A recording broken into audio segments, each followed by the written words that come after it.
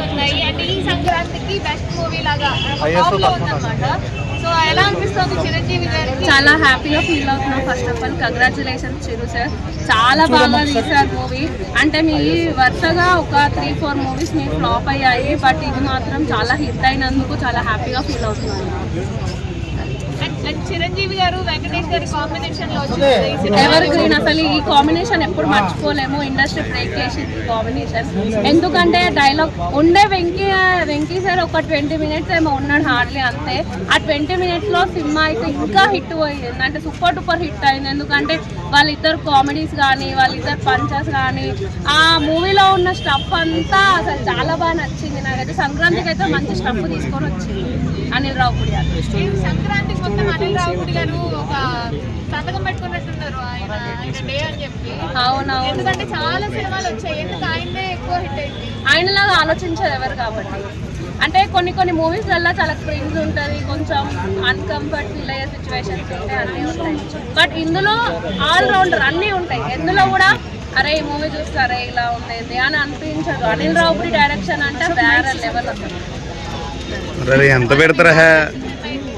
నాకు F2 నచ్చిందంటే after that మనశంకర మూతోడు కనబడుతుంది. సంక్రాంతికి వస్తున్నాం బాగాలేదా? ఈ సంవత్సరం రిలీజ్ చేసి తర్వాత అంటుంది, అది వినలేదు. సంక్రాంతికి వస్తున్నాం అనగనగా ఒక రోజు కూడా బాగానే ఉంది కదమ్మా. అది బాగుంది, మర్చిపోయా, సారీ. చాలా బాగుంది. మన ఎవరు నవీన్ పోల్శెట్టి, నారి నారి నడుమురారియా. నవీన్ పోల్శెట్టి ఈయన చెప్పేది నా సంయుక్త మీనన్ గురించి చెప్తున్నారా?